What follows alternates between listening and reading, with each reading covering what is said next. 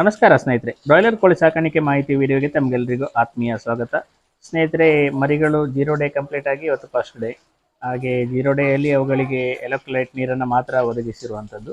ಇವತ್ತು first day ಆದ ಕಾರಣ ಅವಕ್ಕೆ ಸಪ್ಲಿಮೆಂಟ್ರಿ ಒಂದು ಲಿವರ್ ಟಾನಿಕ್ ಹಾಗೆ ಒಂದು ಮಲ್ಟಿ ವಿಟಮಿನ್ ಟಾನಿಕ್ ಶಾರ್ಕೋಪೆರಲನ್ನು ನೀಡ್ತಾ ಇದ್ದೇನೆ. ಇಲ್ಲಿ ಆ್ಯಂಟಿಬಯೋಟಿಕನ್ನು ನೀಡ್ತಾ ಇಲ್ಲ. ಫಸ್ಟ್ ಡೇ ಇವತ್ತು ನೋಡಿಕೊಂಡು ಸೆಕೆಂಡ್ ಡೇಗೆ ಬೇಕಾದರೆ ಏನಾದರೂ ಸಮಸ್ಯೆ ಇದ್ದರೆ, ಮರಿಗಳಲ್ಲಿ ಏನಾದರೂ ತೊಂದರೆ ಕಂಡು ಬಂದರೆ ಮಾತ್ರ ನಾನು ಆ್ಯಂಟಿಬಯೋಟಿಕನ್ನು ನೀಡಲಿಕ್ಕೆ ಹೋಗ್ತೇನೆ. ಇಲ್ಲ ಅಂತ ಹೇಳಿದರೆ ಆ್ಯಂಟಿಬಯೋಟಿಕ್ ಸಮಸ್ಯೆ ಇಲ್ಲ ಅಂತ ಹೇಳಿದರೆ ಆ್ಯಂಟಿಬಯೋಟಿಕ್ ಕೊಡಲಿಕ್ಕೆ ಹೋಗೋದಿಲ್ಲ. ಹಾಗೆ ಈ ಮರಿಗಳಿಗೆ IBD ವ್ಯಾಕ್ಸಿನ್ ಆಗಿ ಬಂದಿದೆ. ಇಲ್ಲಿ ಹ್ಯಾಚರಿಯಿಂದ ಬರುವಾಗಲೇ IBDಯನ್ನು ಇಂಜೆಕ್ಟ್ ಮಾಡಿದ್ದಾರೆ ಮರಿಗಳಿಗೆ. ಇಲ್ಲಿ ನಾವು ಮಾಡಬೇಕಾಗಿದ್ದು ಕೇವಲ ಫಸ್ಟ್ ವ್ಯಾಕ್ಸಿನ್ ಮತ್ತು ಥರ್ಡ್ ವ್ಯಾಕ್ಸಿನ್, ಲೈವ್ ವ್ಯಾಕ್ಸಿನ್ ಇರುವಂಥದ್ದು.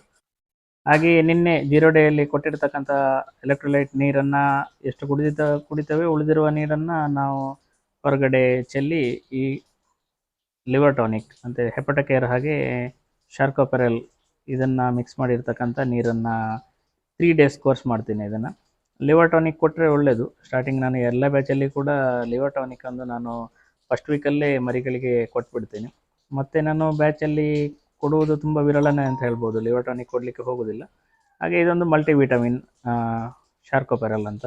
ಇದು ತುಂಬ ಅಷ್ಟೊಂದು ಒಳ್ಳೆಯದಲ್ಲ, ಪರವಾಗಿಲ್ಲ. ಯಾಕೆ ಇಂಟಿಗ್ರೇಷನ್ ಆಗಿರೋದನ್ನು ನಮಗೆ ಕಂಪನಿಯವರೇ ಸಪ್ಲೈ ಮಾಡೋದ್ರಿಂದ ನಾವು ಬೇರೆ ಪರ್ಚೇಸ್ ಮಾಡಲಿಕ್ಕೆ ಆಗೋದಿಲ್ಲ. ಅವ್ರು ಏನು ಕೊಡ್ತಾರೆ ಅದನ್ನು ಹಾಕಲೇಬೇಕಾಗ್ತದೆ. ಶಾರ್ಕೋಪೆರಲ್ ಇಲ್ಲ ಅಂದರೆ ವಿಟಾಗ್ರೋ ತುಂಬ ಒಳ್ಳೆಯ ಮೆಡಿಷನ್. ಸ್ಟಾರ್ಟಿಂಗ್ ಮರಿಗಳಿಗೆ ಒಂದು ಒಳ್ಳೆಯ ಗ್ರೋತ್ ಬೂಸ್ಟರ್ ಅಂತಲೇ ಹೇಳ್ಬೋದು. ಇಲ್ಲಿ ಕಂಪನಿಯವರೇ ಸಪ್ಲೈ ಮಾಡೋದ್ರಿಂದ ನಾವು ಇದನ್ನೇ ಹಾಕ್ತೀವಿ. ಏನಾದರೂ ಮರಿಗಳಲ್ಲಿ ತುಂಬ ಸಮಸ್ಯೆ ಇದ್ದರೆ ಮಾತ್ರ ನಾವು ವಿಟಾಗ್ರೋ ಕೊಡಿ ಅಂತ ಕೇಳಿ ಪಡೆದು ಹಾಕ್ಲಿಕ್ಕೆ ಹೋಗ್ತೇವೆ. ಹಾಗೆ ಸ್ನೇಹಿತರೆ, ಈ ಬ್ರೂಡಿಂಗ್ ವ್ಯವಸ್ಥೆಯನ್ನು ನಾವು ಮಳೆ ಇದ್ದರೆ ಒಂದು 3 ಡೇಸ್ 24 hours ಕೊಡಬೇಕಾಗ್ತದೆ. ರೈನಿ ಸೀಸನ್ ಆಗಿರೋದ್ರಿಂದ ತುಂಬ ಮಳೆ ಇರೋ ಕಾರಣದಿಂದಾಗಿ ನಾವು ಬ್ರೂಡರ್ ಕಂಟಿನ್ಯೂ ಆನಲ್ಲೇ ಇಡಬೇಕಾಗ್ತದೆ. ಇನ್ನು ಎಲ್ಲಿಯಾದರೂ ಮಳೆ ನಿಂತು ಸ್ವಲ್ಪ ಬಿಸಿಲಿನ ವಾತಾವರಣ ಇದ್ದರೆ ಮಾತ್ರ ನಾವು ಆವಾಗ ಬ್ರೂಡ್ರನ್ನು ಆಫ್ ಮಾಡಬೇಕಾಗ್ತದೆ. ಇಲ್ಲ ಅಂತ ಹೇಳಿದರೆ ಕಂಟಿನ್ಯೂ ಬ್ರೂಡ್ರನ್ನು ಒಂದು 3 ಡೇಸ್ ಇಡಲೇಬೇಕಾಗ್ತದೆ. 3 ಡೇಸ್ ನಂತರ ನಾವು ಡೇ ಟೈಮಲ್ಲಿ ತುಂಬ ಮಳೆ ಇಲ್ಲ, ಚಳಿಯ ಶೀತ ವಾತಾವರಣ ಇದೆ ಅಂತ ಹೇಳಿದರೆ ಬ್ರೂಡ್ರನ್ನು ಆಫ್ ಮಾಡ್ಬೋದು. ಸಂಜೆ ಒಂದು 4-5 ಗಂಟೆ ನಂತರ ಬ್ರೂಡ್ರನ್ನು ಆನ್ ಮಾಡಿದರೆ ಸಾಕಾಗ್ತದೆ. ಹಾಗೆ ಸೈಡ್ ಕರ್ಟನ್ ಇದನ್ನು ಕೂಡ 0 ಡೇಯಲ್ಲಿ ಓಪನ್ ಮಾಡುವಂಥ ಅವಶ್ಯಕತೆ ಇಲ್ಲ. ಫಸ್ಟ್ ಡೇಯಲ್ಲಿ ಒಂದು 1 hour ಹೀಗೆ ತುಂಬ ಮಳೆ ನಿಂತಾಗ ನೋಡಿಕೊಂಡು ಒಂದು 1 hour ಓಪನ್ ಮಾಡಿದರೆ ಸಾಕು. ಒಂದು 2 ಡೇಸು 3 ಡೇಸ್ ನಂತರ ನೋಡಿಕೊಂಡು ವಾತಾವರಣವನ್ನು ನೋಡಿಕೊಂಡು ಕರ್ಟನನ್ನು ಓಪನ್ ಮಾಡಿ ಕೊಡ್ಬೋದು ಮರಿಗಳಿಗೆ. ಇಲ್ಲ ಅಂತೇಳಿದರೆ ತುಂಬ ಒಳಗಡೆ ಆಕ್ಸಿಜನ್ ಸ್ವಲ್ಪ ಕಡಿಮೆಯಾಗಿ ಮರಿಗಳಿಗೆ ಸಮಸ್ಯೆ ಆಗುವ ಚಾನ್ಸಸ್ ಕೂಡ ಇರ್ತದೆ. ಆ ಕಾರಣದಿಂದ ಓಪನ್ ಮಾಡಿ ಕೊಡಲೇಬೇಕಾಗ್ತದೆ. ಹಾಗೆ ಇಲ್ಲಿ ಮರಿಗಳಿಗೆ ಹಾಕಿರುವ ಪೇಪರನ್ನು ನಾನು ಸೆಕೆಂಡ್ ಡೇಗೆ ತೆಗಿತೀನಿ. ಮಳೆಗಾಲ ಆಗಿರೋದ್ರಿಂದ ಸ್ವಲ್ಪ ಅಲ್ಲಿ ಪೇಪರ್ ಕೂಡ ಒದ್ದೆಯಾಗಿ ಹರಿದೋಗಿರ್ತದೆ. ಅದನ್ನು ಸೆಕೆಂಡ್ ಡೇಗೆ ತೆಗಿಬೋದು. ಇದು ರೈನಿ ಸೀಸನ್ ಆಗಿರೋದ್ರಿಂದ ತುಂಬ ಜಾಗವನ್ನು ದಿನದಿಂದ ದಿನಕ್ಕೆ ಕೊಡಲಿಕ್ಕೆ ಆಗೋದಿಲ್ಲ. ಈ ಒಂದು ಎಲ್ಲಿ ಬ್ರೂಡಿಂಗ್ ಏರಿಯಾ ಇರ್ತದೆ ಆ ಜಾಗದಲ್ಲಿ ಒಂದು 2-3 ದಿನ ಬ್ರೂಡಿಂಗನ್ನು ಮಾಡಬೇಕಾಗ್ತದೆ.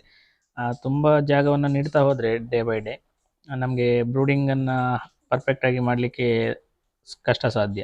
ಯಾಕೆಂತ ಹೇಳಿದರೆ ರೂಮ್ ಟೆಂಪ್ರೇಚರನ್ನು ಮೇಂಟೈನ್ ಮಾಡೋದು ಮಳೆಗಾಲದಲ್ಲಿ ಹಾಗೆ ಚಳಿಗಾಲದಲ್ಲಿ ತುಂಬ ಕಷ್ಟ.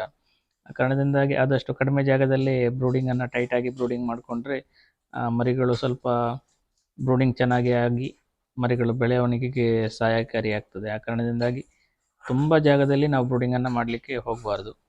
ಅದಲ್ಲದೆ ನಾವು ಫೀಡರಲ್ಲಿ ಲೋಡ್ ಮಾಡಲಿಕ್ಕೆ ಹೋಗಬಾರ್ದು. ಮಳೆಗಾಲ ಆಗಿರುವ ಕಾರಣದಿಂದ ತೇವಾಂಶ ಬಂದು ಫೀಡು ಕ್ವಾಲಿಟಿ ಕಳೆದುಕೊಳ್ಳುವ ಚಾನ್ಸಸ್ ಜಾಸ್ತಿ ಇರ್ತದೆ. ಆ ಕಾರಣದಿಂದ ದಿನಕ್ಕೆ ಎಷ್ಟು ಫೀಡ್ ಬೇಕೋ ಅಷ್ಟನ್ನೇ ನಾವು ಫೀಡರಲ್ಲಿ ಲೋಡ್ ಮಾಡಿದರೆ ತುಂಬ ಉತ್ತಮ. ಹಾಗೆ ಸ್ನೇಹಿತರೆ, ಇದಿಷ್ಟು ಡೇ ಫಸ್ಟ್ ವಿಡಿಯೋ. ಈ ವಿಡಿಯೋ ನಿಮಗೆ ಇಷ್ಟವಾದರೆ ದಯವಿಟ್ಟು ಲೈಕ್ ಮಾಡಿ, ಶೇರ್ ಮಾಡಿ. ಹಾಗೆ ನಿಮ್ಮ ಅನಿಸಿಕೆಗಳನ್ನು ಕಮೆಂಟ್ ಮೂಲಕ ನನಗೆ ತಿಳಿಸಿ ಅಂತ ಹೇಳ್ತಾ ಮುಂದಿನ ಮತ್ತೊಂದು ವಿಡಿಯೋದಲ್ಲಿ ಭೇಟಿಯಾಗೋಣ. ಎಲ್ಲರಿಗೂ ಧನ್ಯವಾದಗಳು.